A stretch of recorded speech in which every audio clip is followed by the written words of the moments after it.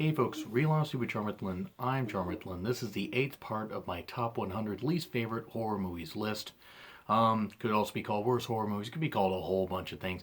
The bottom line is these are horror movies that I've absolutely despised. Now, some I just didn't like, and that was a lot in the beginning of this list.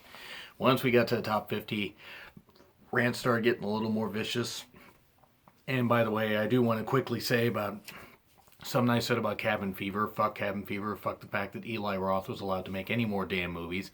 Because whatever the hell Cabin Fever was, sorry, it was ridiculous. I won't knock the cast. The cast did the damn best they could. But it was not horrifying for the right reasons. It was ridiculous. It was crap. And sorry, Eli Roth may think he knows horror, but all he knows is exploitation. Now, I don't know Eli Roth. I wouldn't know him if he wore a shirt coming into a local department store saying, I am Eli Roth. The Cabin Fever was an abortion. Anyway, on with the countdown. I have 23 more movies to talk about here. And, well, this is where the rants are going to get a little more vicious. So I probably have about 2 more parts to do on this. Don't actually, it could end up turning into three more parts. Because I got a lot to do. I got a lot to talk about here. Some I'm basically going on from memory, but I remember them being absolutely terrible. Most of these movies I've seen at least twice to make sure my initial impression wasn't bad, but some of these I've only seen once. Anyway, on with the countdown. Fear.com is number 23. I hated this movie. I hated it. People visit this site, this website, and this was in 2002, by the way, so some websites weren't exactly that great, but they visit a website where 48 hours later they die. Is it a ghost? Is it a spirit? Are people just stupid and addicted to the internet too much and it rots their brain? What little bit is left? All these questions and less are answered in this movie. Obviously there's a conclusion to the whole thing as to why this website exists and the reasonings behind it and stuff like that, but none of it's interesting. The cast is not interesting. This had Stephen Dorff in it, and Stephen Dorff's not a bad actor. That's the one thing I don't understand why he was in so many shit movies. Like after Blade, he was in Cold Creek Manor, he was in this. He was in some other stuff that where he was pretty good in, but and he plays a really, really good bad guy. I will say that much. But this was where he had Udo Kier in it. I think that's how you say his last name. He's pretty much a character actor that plays a lot of creepy guys and actually does pretty well with it.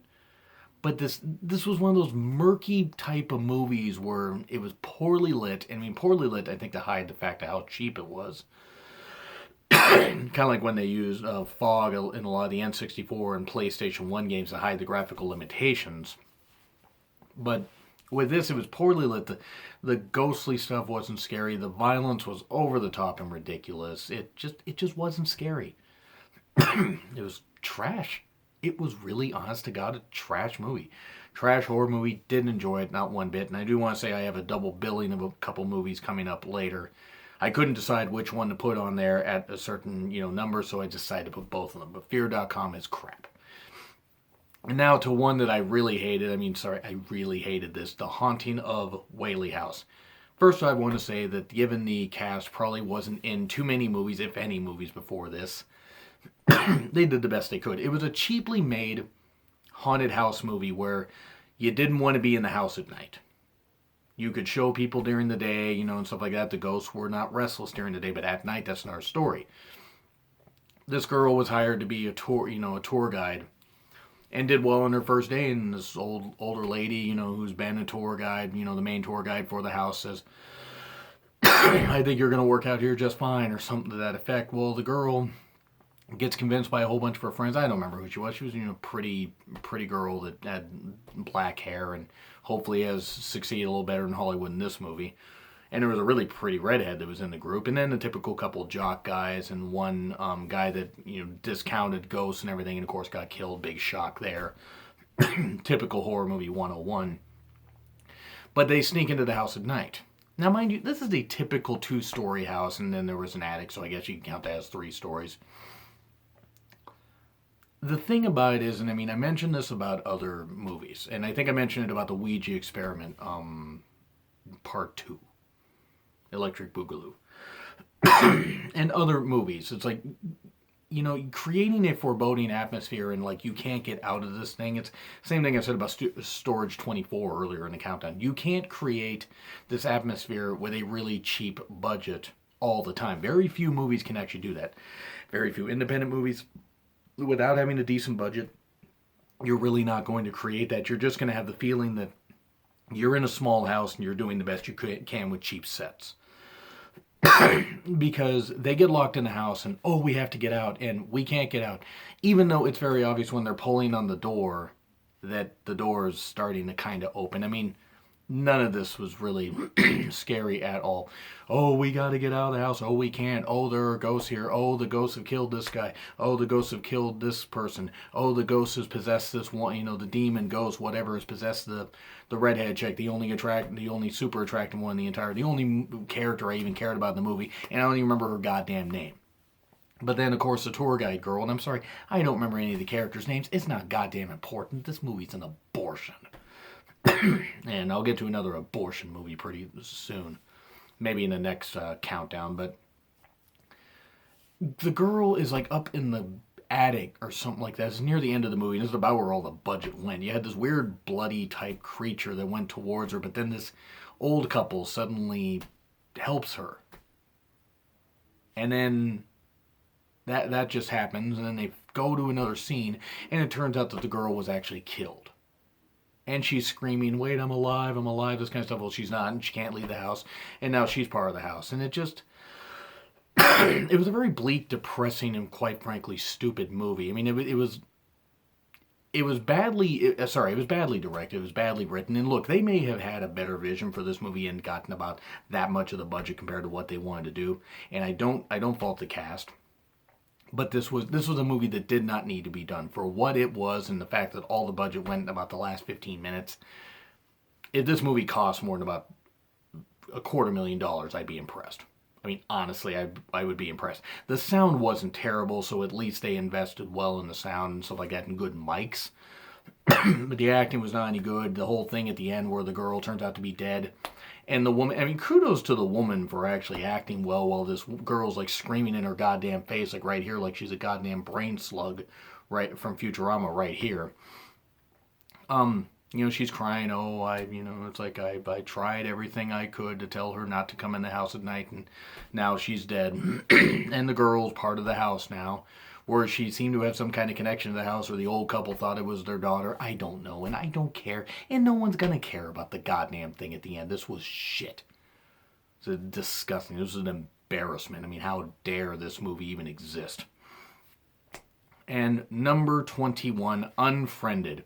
You want to watch people on a goddamn Skype call do occasional horrifying things like stupidly sticking their hand in a blender and getting choked out and killed by a demonic presence? Yeah, I mean, this oddly specific request will be fulfilled in watching 80 minutes of a goddamn Skype call in Unfriended. Where, fun fact, Friend Request was supposed to kind of be the pseudo prequel or companion piece to Unfriended, because there was kind of some similarities, and you'll understand that if you ever can stomach watching both of those damn movies. And by the way, check out what I said about Friend Request in previous part. I believe it was part 7 or part 6 of this countdown, and also my review of Friend Request, where I was not very kind to it, even though I give the cast credit for trying to do something with about that much material. Unfriended, though, I was intrigued by the idea. Okay, you have this leaked video, and this girl kills herself, but then her ghost is coming back, and ghosts, and maybe it's a demonic presence. She's trying to figure out who leaked this video of her. And of course, the whole thing comes down to where it's the one girl that's left alive, and then she gets killed at the end, I think. I don't know. Because the movie, that movie could have not cost very much. I mean, the acting was what you would expect from something like this. It was not good at all. I mean, Unfriended. I mean, I've used the term abortion a lot, but Unfriended really was an abomination. That's another A word. It was really terrible. No scares. The bad editing. The kid sticking his hand in the blender and this kind of stuff. I mean, nothing about it made me jump. I mean, and when I saw it, and I saw it opening day at a decent time where it's like opening day on a Friday, and I'm thinking, okay, maybe, there will be some people here. It was about a 330 seat theater, and there were 4 people in there. So I just kept my phone on, had it muted, and just live tweeted it. Because what else was I going to do? And I mean, I pay attention to everything and was like, okay. I expected to laugh at it, and at times I did, but a lot of times I was just bored. And the acting wasn't any good. And I'm sorry if any of the cast, none of the cast is going to see this. It's like they may be really, really nice people. And I believe this was something that MTV helped produce. And it's kind of, telling of what how far MTV Films has fallen. Not that some of their movies were ever, not that most of their movies rather were ever great, though I say Varsity Blues is underrated. And you check out my top 10 underappreciated sports movies, you'll see what I say about that one. But Unfriended, I mean, I'm watching, I'm just like, really? That's it? And then, it ends, she closes her laptop, I'm all scared, and a ghost comes and gets her. Or her own shadow. Or, I don't know what the hell came and got her, I don't really care. It doesn't matter. It wasn't scary. They were apparently going to do a second part. How? Why? What was the reason? The movie didn't cost that much, so whatever it made, even with the advertising, it made its budget back and then some. It was a success. Because if that movie cost more than about 150 grand, I'd be amazed. Because really, it was just people in various rooms doing a Skype call, and that was it. Or a Skype-like call. Oh no, the countdown. Oh, the countdown's going to happen. We didn't do anything. Who leaked the video? You leaked the video. No, I didn't. You did. It was everybody turning on everybody. It was a bunch of goddamn gibberish. Unfriended was horrible. Now, number 20, Valentine. David Boreanaz should be ashamed of this movie. This was right during the time where it was like during the Buffy and Angel craze, where Buffy the Vampire Slayer was doing really well on TV still.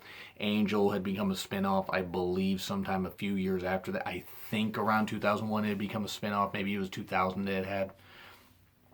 It was a horror movie about a mass killer. Was this mass killer killing people on Valentine's Day, or trying to kill people to become, trying to kill women that wouldn't become his Valentine? What the hell was the deal? It was David Boreanaz as the goddamn killer. He was the nerdy kid or the outcast kid that did it. It was it was one of those where you're watching it and you're like, okay, I mean, I already know who the killer. I knew who the killer was from the trailer. I mean, I didn't care. I figured it would be fun entertainment, but it was bad.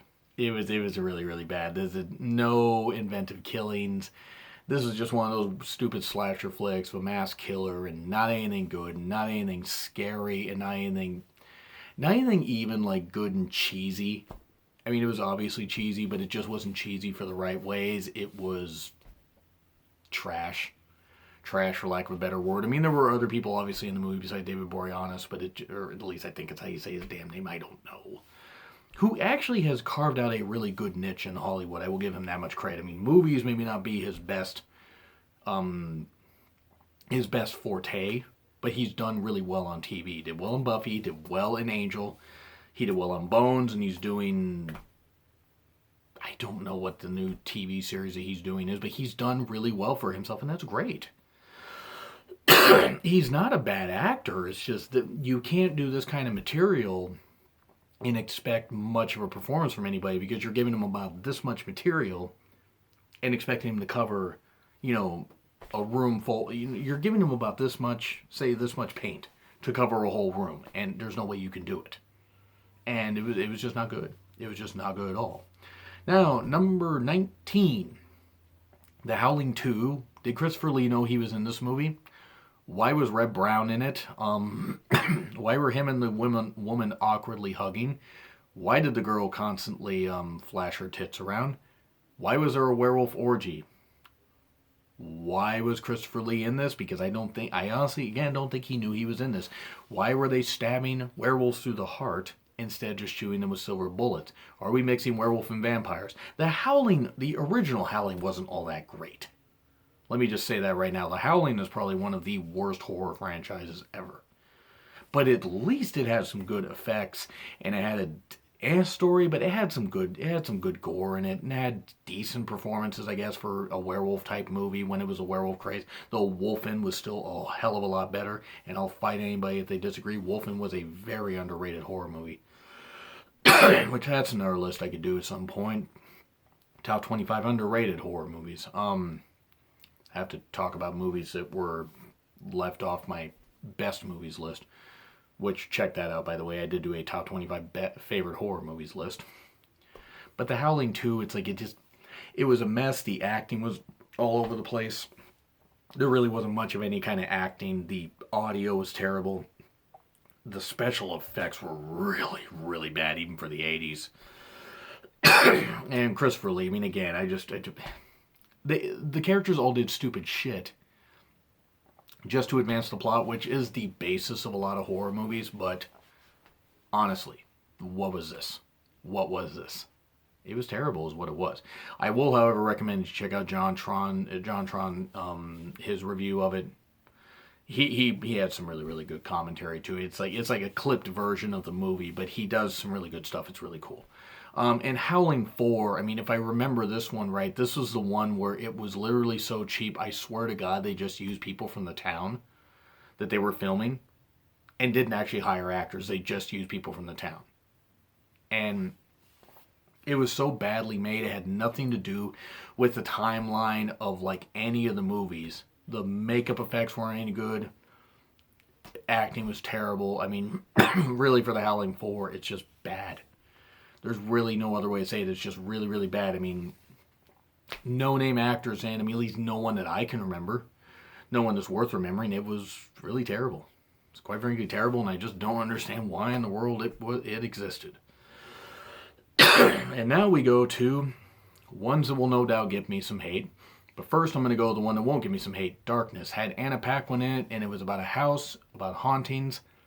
I think there was a weird bathtub scene in it where a ghost or demon tried to get her. It was dark. I mean, I will give them that much credit, but I swear if this movie sat on the shelves of the studio for less than 2 years, I'd be surprised. Because it already seemed old by the time they released it. It was chopped to pieces. The story made no damn sense. I'm not saying the original story would have made much sense, but it made no sense. I mean, yeah, if you piece it together a little bit, you can actually figure it out, but it's just you're watching and you're like, okay, how do we get from this point to this point? That makes no sense. It was just poorly edited, poorly shot, poorly acted, and I like Anna Paquin. I think Anna Paquin's fairly underrated. I liked her little cameo in Scream 4. That was pretty cool. And Kristen Bell stabbing her. Because it was just funny to see people be in different type of roles. It wasn't funny to see a woman get stabbed, but it was fun that they had that little scene together. That was pretty cool. But yeah, Darkness was just shit.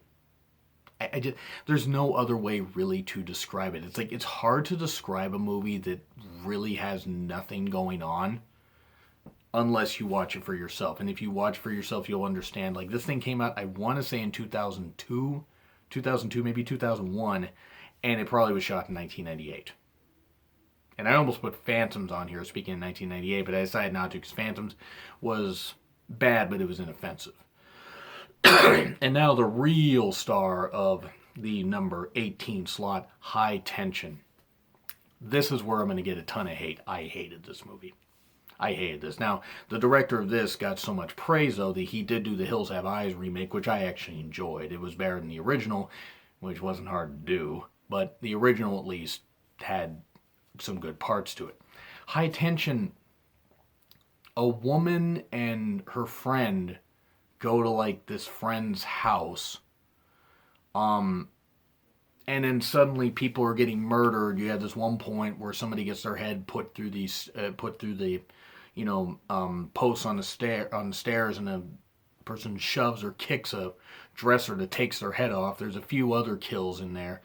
The actual opening portion of that for about the first 10-15 minutes until they leave the house is fine, and then it's a mess. And I don't know if the American version was just trimmed down like crazy. I don't know if something was lost in translation. But it's supposed to be a thing where, oh, she's the killer, oh, she's not the killer, oh, she is, but here's the reason, it's not really her. It just... And I've seen it twice, by the way, and it still is so muddled, and the performances are bad, and there's not...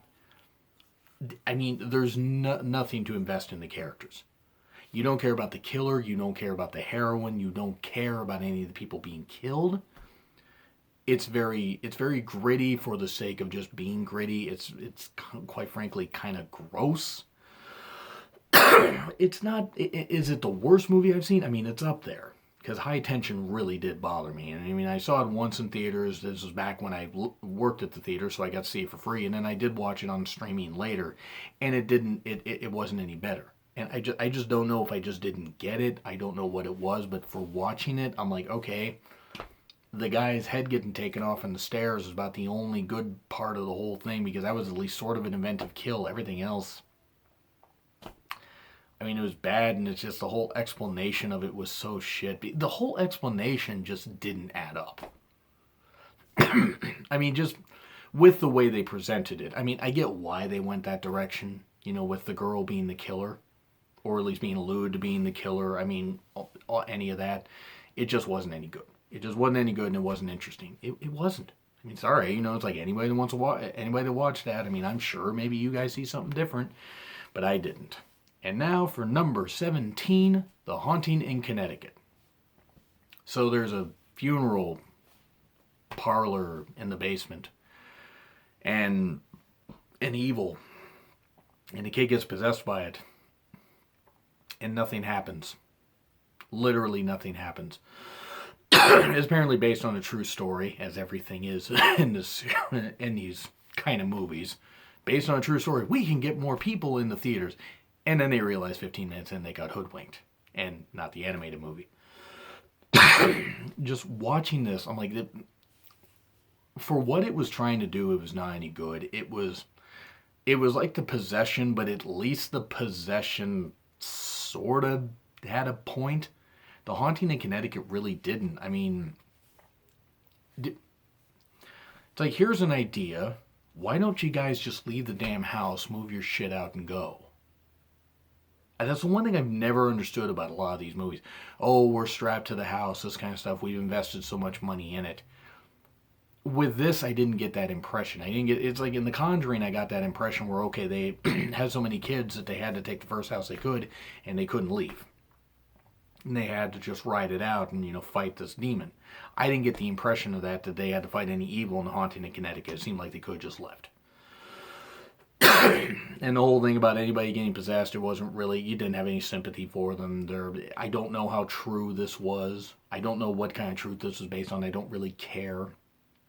This could have been based on the truest story ever, and it still wasn't very interesting. Cast seemed likable enough, but it wasn't scary. The Haunting in Connecticut just wasn't scary, not at all.